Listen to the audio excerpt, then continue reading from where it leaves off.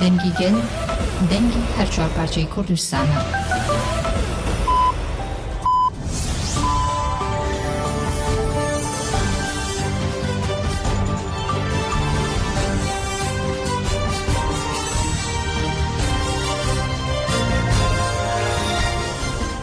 Jinavêdano Çiyana Radyoya dengê gelden başkodarên hêja îro çarê Tirmê 2024 pênşem li Brükselê saat 13 li Amedê 14 em ê nûçeyê nava rojê pêşkeş bikin lê pêşî çend ser nûçe.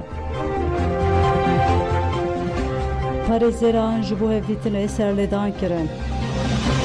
Laura Kastel pergala têjde ya li İmraliyê li Kuantamalê jin hatiye dîtin. Fedayên rêbera Poliçayên Azad perwerde xwe bi dawî kirin. Endama Komîteya Navêndiya PKK Dilzar Dîlok Kurdistan di nava agir de ye.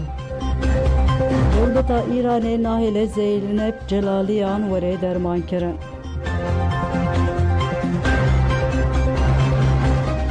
Dem başkodarên hêjam dest bi berfirêya nûçeyên xwe dikin, parêzerên rêbera Por ji bo hevdîtinê serlêdanek nû kirin.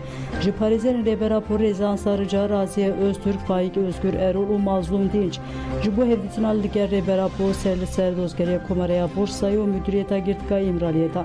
Parêzeran ji bo sêgirtiyên li Îmraliyê Ömer Hayri Konar, Hamilî Yıldırım û Veysel Aktaş jî ser li hemansaziyê da.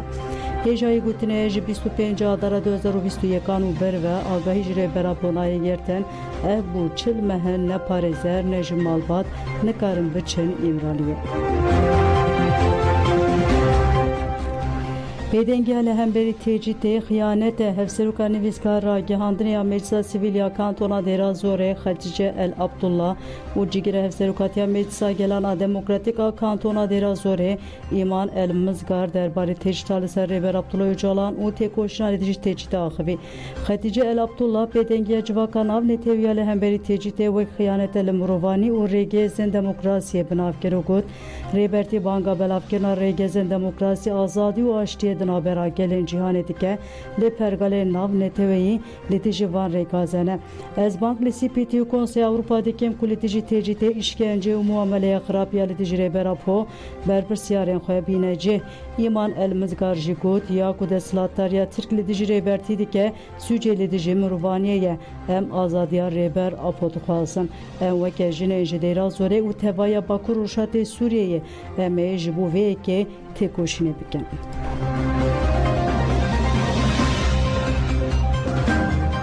Laura Kastel got pergala işkence ya li İmraliyê li Kuantamalê jî nehatiye dîtin.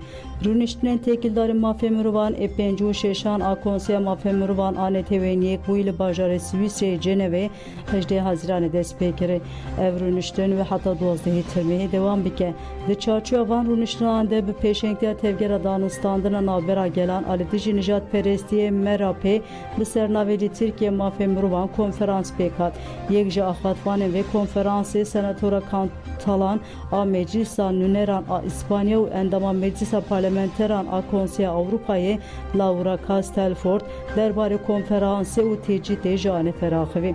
Laura Kastelford bi bir xist ku Birêz Öcalan ji aliyê bi milyonan Kurd ve wekî lîder tê dîtin û ev şîrove kir. Birêz Abdullah Öcalan zêdetirî 25 salên di nava têjdeke giran de ye.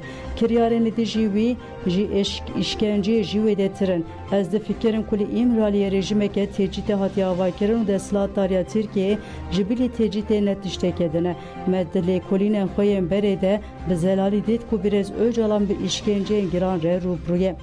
Senatoro Katolan destşan kir ku mînaka têcîta li İmralî li cîhanê nîne û wiha got pergal û rejimeke bi vî rengiya têcîtê li Kuantamalê jî nehatiye dîtin. Ev binpêkirneke giran a mafê mirovan e û pêdengî nabe. Laura Kastelford herî dawî bank li Netewêniyê kûyî kir ku li dijî bêhukukiyên li Tirkiyeyê bikeve nava hewdanan de.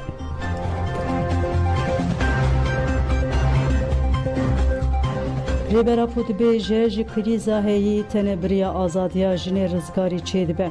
Rêbera Po di pirtûka parastina gelekî de behsa azadî û wekeviya civakê dike û dibêje dibêjin bi xwe bikeve nava hewldana xwe rêxistinî bike û azadiya demokratîk esas bigire azadiya jinê azadiya civakê ye.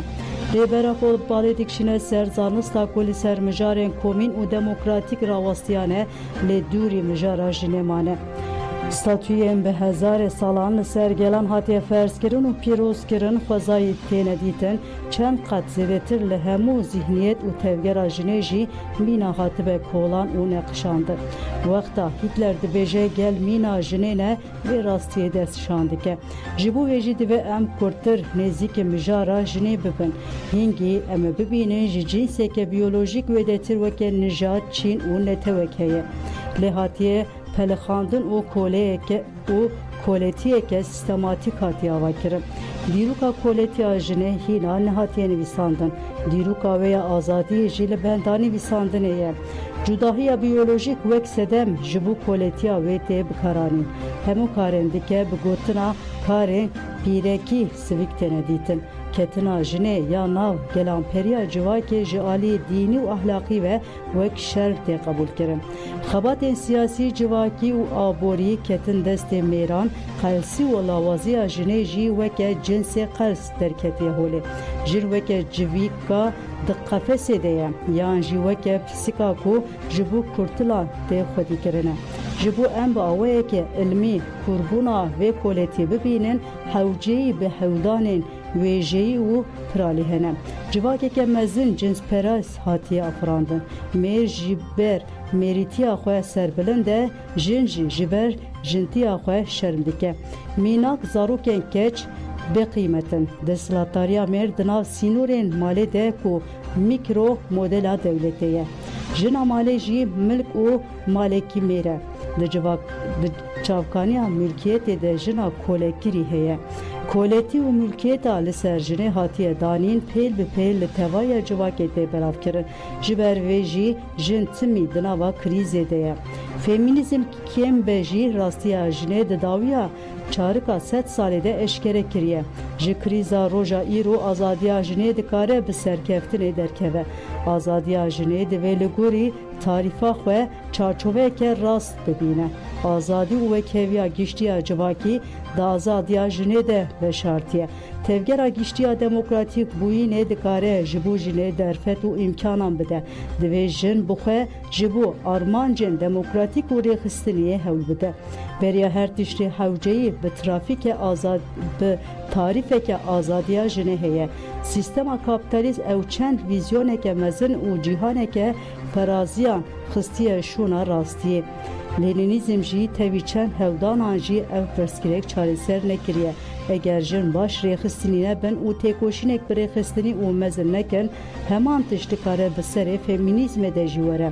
Ji ber ku bingeheke xurt ê rêxistinî nîne, felsefeya xwe pêş de nebiriye û zehmetiyên milîtaniya jinê îddia wê qels û lawaz dike.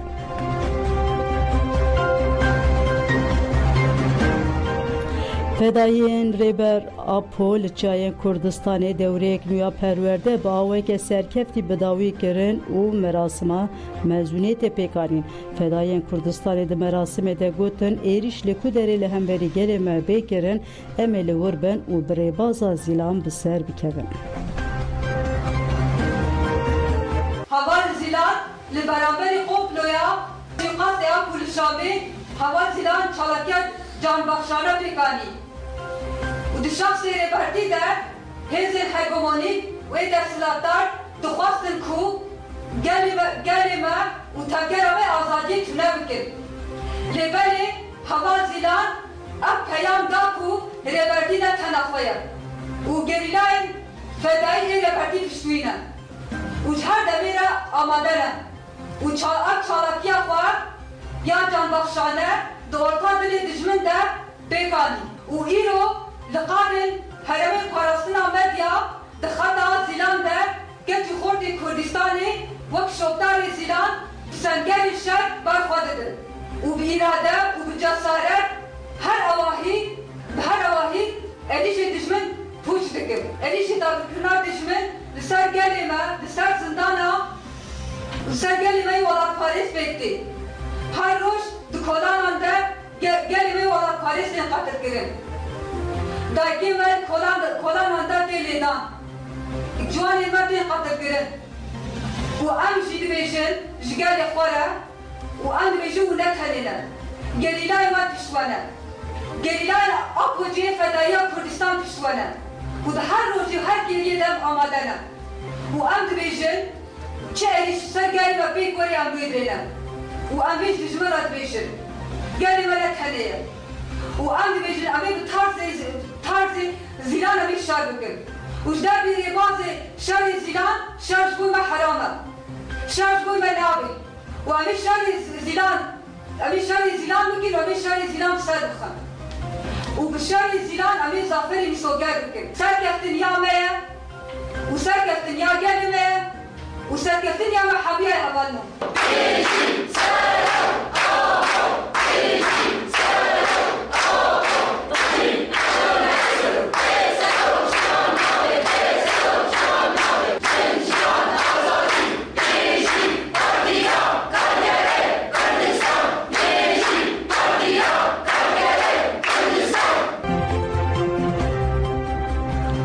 Endama Komiteya Navindiya PKK Dilzar Dilok Got Kurdistan Dınava Agirde'ye. Dilzar Dilok diyarker koşere cihaniye siyemen du sale nukti de des bekir u devam dike. Kurdistan jiddini ve agirevi şeride dendirejde'ye. Dilzar Dilok da zanin koşere cihaniye siyemin ber ve sedemek metersini ve diçe ugut liciye koşer leheye komkuji tecavüz fuhuşene ve tu kez bixemsari neziki van peşketiran nebe. Ger mruvek eşa xwe his bike zindiye ger eşa kesek edin his bike mrove ev tespit ji bo jinan hin berfirehtire. Ji ber ku jin eşa her mruvi her zindiyi his dikin û dikşînin. Ev di xwezaya jinê de heye. Ji xwe sistema dewleta mêr li pêşiya herîkîna xwezayê astenge. Ew xwe dispêre hestên mêrîtiya ku xwe serdest dibîniye. Lê jina ku ve hestên jintiyê tev digere xwezayê jiyana berhemdar û xwedîkirine esas digire. Bi yek gotine em dikarin bêjin ku jiyan bi dayîkê re di garantiyê de ye. Xwestekên hebûnê bi dayîkê re dikarin pêk bin. Penaseya dayîkê tê wateya garantîkirina jiyanê û pêkarîna xwestekan.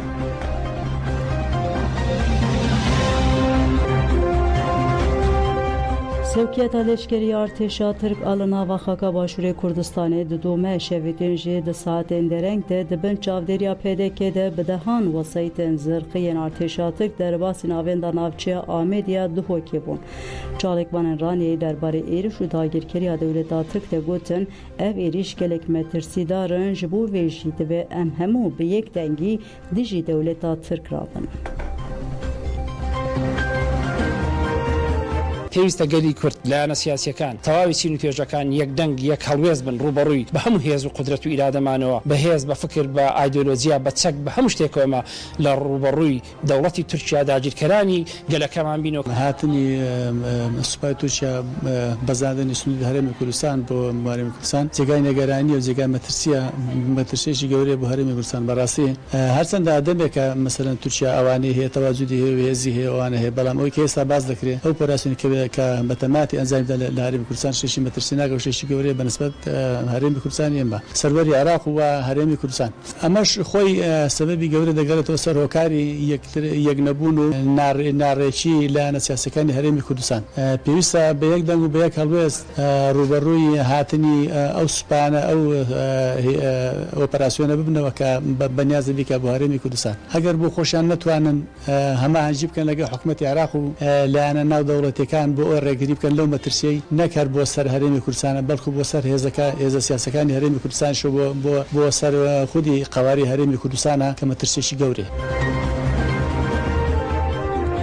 Berdevkeyêneke Sadî Ehmed Pîre ragihand û PDK zêdeyê sêsê çeteyên Daişê birin devera berwarê bala ya Metînayê. Yek jî fermandarê leşkeriyê yenekeyê Maxmûrê Xazî Faysal li ser wan çeteyan û alîkariya PDK ya ji bo dewleta Tirka dagirker agahiyên girîng da. Xazî Faysal vê dibêje PDK û Barzanî bi erebên şovenîst ên navîn û başûrê Iraqê re têkiliyên demdirêj û xurt hene. Piraniya van çeteyan piştî hate gotin Daeş bi dawî bûne reviya bûn hewlêrê li bajarok û gundan hatin bicîhkirin. Li vê komîteyek anav netewê were avakirin mijara hebûna Daişê li deverên PDK lêkolîn bike. Bi taybetî li kampên Dibexê, Hesen, Şam, li herêma Pîr Dawîd, Mawaza û Behrîkê li Sînûrê me zêdeyê milyonek û 95,000 Arab hene. Piraniya wan çeteyan jî xizmên çeteyan e. Li ser astengên PDK ji bo koçberan Xazî Falsal vê dibêje. PDK ji ber du sedaman rê li ber vegera koçberan digire. Yek dixwaze di hilbijartinê de wan bikarbîne ya din jî wan di nava hêzên xwe yên leşkerî de bicih bike. Me derbarê vê mijarê de li dadgeha federal giliyê PDK kiriye. Ji Sûyekê tebaxa 1996 ve PDK timî amade ye li dijî gelê Kurd piştgiriyê bide dijminê xwe. Lê ticarî ne amade ye xwe nêzîkî partiyên Kurdan bike. Eger PDK li ser vê riya şaş û xyanetê dewam bike, em ê hikûmeta Herêma Kurdistanê ya ku bi xwîna bi hezaran şîîdên PKK, YNK û partiyên diniyên Kurdistanê ava bûye ji dest bidin. Niha ya diqewime xyaneteke din a Sûyekê tebaxê ye. Çawa berê PDK bi basa Saddam Hüseyin re destanê hewlêr dagir kirin, niha jî cem dewleta Tirkiye. PDK ji yek qet ji vê yekê qet şermake.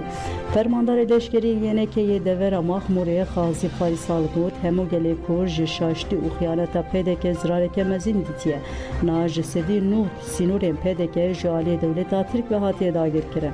Hew didin vê dagirkeriyê heta herêma kesk a dibin desthilata YNK de berfireh bikin. Ger PDK wiha dewam bike, dê bersiveke me ya Xurd li dijî wê hebe.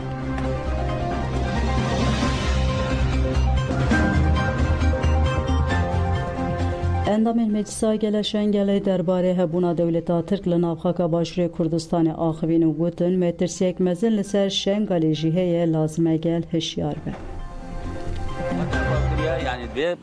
يعني ذي منطقة داقر بقى أو جي وي حكومتي وي هزير ودري الشرمازارت كم والي عراقي جي شرمازارت كم شاوا بحرمة درباسي آخاش كردستاني ببن هل بت حكومة عراقي بشافي خد بيني نا تشتكي وندايا نا بشيف هاتنا نا البارانا دو طارية ده هاتنا البرشافي هر إنسان جيهاني جي نا بس حكومة عراقي وأقليم البرشافي دولتي عظمى جيهاتنا عسكري ترك داخلي آخا کردستان بویا حکومت کردستان آبی دنگا چما لازمه دشتک نیوا وانده هیا لازمه واند وی لازم حکومت نه دوست وی ملتیه نه دوست کردایا اف حکومت دلیوی کردستان شوتی با کردستان شوتی با ندهی لا تشت چه ببی چاقه فرمان سرسر مر رابوی سر خلک شنگال رابوی اف اردوغان بیجم حکومتا ترک و حکومتا کردستان باشور از بیجم اوجی حوالی دوان بون و وانجی ارد ما فرود دشمن ونهاجي أرض كردستان همي ثروشنا دشمن حكومت ندوستا ند أفدشمنا لازم حكومت رابع سرخو نهيلي حكومت رانبو سرخو لازم شعبي وي رابع سرخو بيدنگ نمينه بيدنگ كيرناي إجبار خطك جي درباسي عراقي به خطك أم بيجينا دولية تجارية هكا مثلا ترك مثلا ترك قالك أوي بينا قالك المهم تقول أبا اتفاقية لوزان بيجن حدود الدولة نامنة فبو 2024 بيجن إيسار خلاصو هم اتفاقية جو هم في ملتي تنبكة جبني كوغير راجع شيء بري وغيره امبراطوريا خسر في جواگی بگه سر في منطقه بگه سر في هریمی بگه في اردی دیسهمیش خراب بگه ام ازدی شنگال گله شنگال بیجن راستی خطری اگر درباسی هریما کردستانی بیجن خطری گرده سرما جیابی احتمال اش خو بری 100 ساله بری 200 ساله هجومی سر جای شنگال چید بود يعني كان فرمان سرسري مرة قلنا أم بيجين سباد دي سهاد احتماله شرقي سرما ماشيين أكيد Limergapan şevetek mezin derket reveberiya polisên daristan û jingê ya Parêzgeha Silêmaniyê ragihand ku li sînorê Mergapan şewata mezin û berfireh derketiye. Hatiyarkirin ku tê texminkirin ji ber paşmeyên geştiyarên hatine deverê şewat derketî û berbelavî derdorê bûye. Her wihat ragihandin ku di encama şewatê de nêzîkî sed dönüm pûş û darên xwezayî şewitîne. Agir bi hevkariya welatiyên herêmê û tîmên agirkujiyê hatiye kontrol kirin.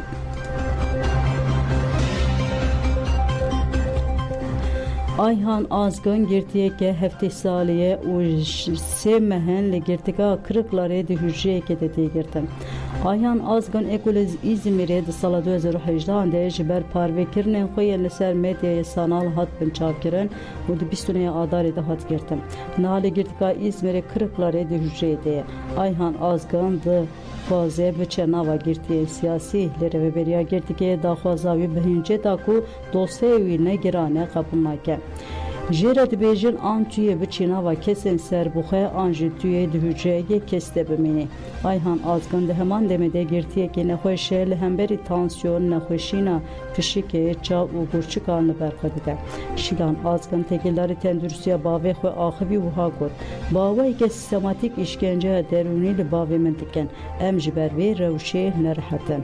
Reveberiya girtîgehê ne baş nêzî bavê min dibe.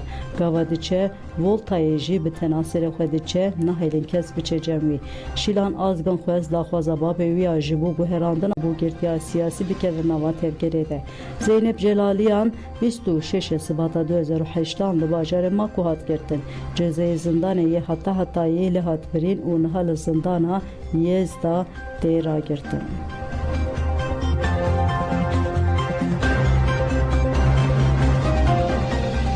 Ji pênc welatiyên li Şîn û hate binçavkirin agahî nayê girtin. Rêxistina mafê mirovan ragihand ku beriya çend rojan sê welatiyên bi navê Mihemed Resulpur, İdris Karsaz û Kemal Kuabî hatine binçavkirin û birine cêyîkene diyar.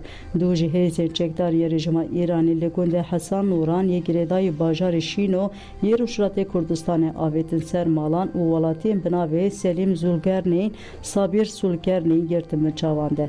Xizmên her du kesan dest şankirin ku hêzên rejima Îranê bi awayeke tund bi ser malan de girtine, her du kes bi lêdanê birine. Rêxistina mafê mirovan diyar kir ku xizmên girtiyan sedema binçavkirinê nizanin û derbarê jiyanê xizmên xwe de bifikarin.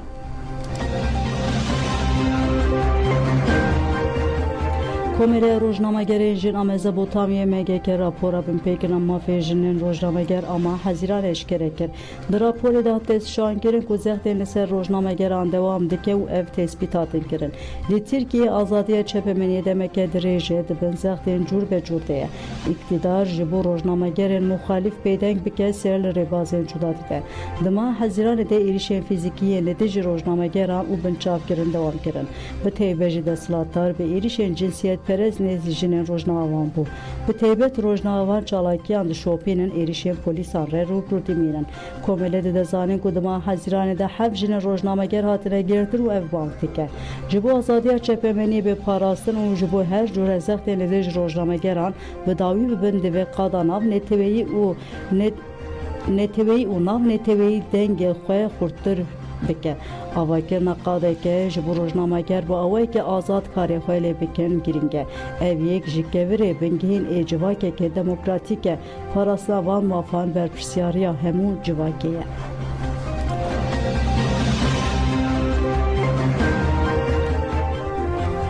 Pêwîst e rojnamevan werin parastin hevserokê Komeleya Karkerên Medya û Hukuk Melesa Veysel Ok got desthilatdarî dixwaze bibe pêdeng desthilatdarî dixwaze bi pêdengkirina rastiyan desthilatdariya xwe dirêj bike.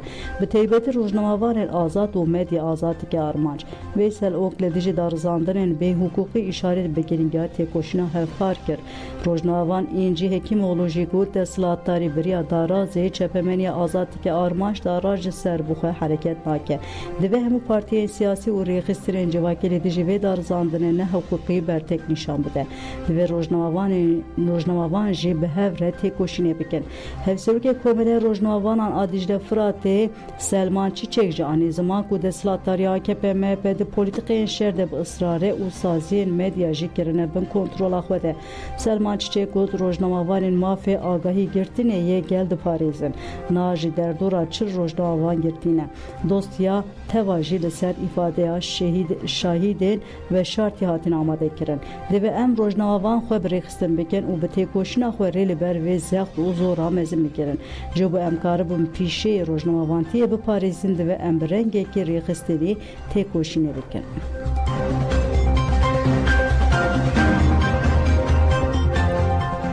Nûçeya Mehedavî li Kaliforniyayê bi hezaran kerê ji ber şewatê tên tahliye kirin. Şewat li nêzî herêma Paradîsê de rûdaye. Li gorî Servîsê Meteorolojiyê rayedaran bi hezaran kesên li Bakurê Dewletên Yekbûyî Amerîkayê ji ber şewata ku ji ber germahiya zêde ya bi talûke derketiye tahliye kirine.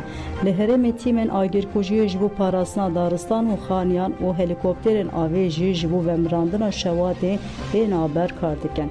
Ji roja sêşema heya niha zêdetirî 1400 hektar erd ji mêr û daristanan pêk tên ji ber şewatê bixwelî. Waliyê Kaliforniyayê Gavin Newsom ji bo ku zêdetir derfetên vemirandina şewatê werin bikaranîn rewşa awarte îlan kirin. Zêdetirî 25,000 kes ji biryara tahliyêkirinê bandor dibin. Tevî ku ev 2 salin li Bakurê Amerîkayê baran zêdetên jî ev 20 salin herêm zuwabûnê heye. Piştî zuwabûna erdî û giyayan herêm bi talîkeyeke derketina şewatên mezin re rûbirû dimîne. Tê texmînkirin ku di rojên pêş de li herêmê germahiya hawayê bibe 46 derece. Nêzîkî 150 milyon kesên li 21 eyaletên Dewletên Yekbûyî Amerîkayê ji hişyariyên germahiyên zêde bandor dibin. Lê gorî Servîsê Meteorolojiyê pela germahiya zêde wê heye hefteya pêşiya xwe nîşan bide û ev yek weke rewşeke bi fikar destnîşan kir. Zanyar destnîşan dikin ku ev pelên germahiya zêde yên dubare dikin girêdayê guherîna avhewayê nîşaneyên germbûna gerdûnî ne. Hêjayî bîbî xistineye ku di sala 2018 de li heman herêmê şewatek pir mezin rûdabû û di encama vê şewatê de 85 kesan jiyana xwe ji dest dadin. Pelegodarên hêjan û çên birava rojê de pêşketin me pêşkêş kirin ji bo godarkirina we spas dem baş xatirê.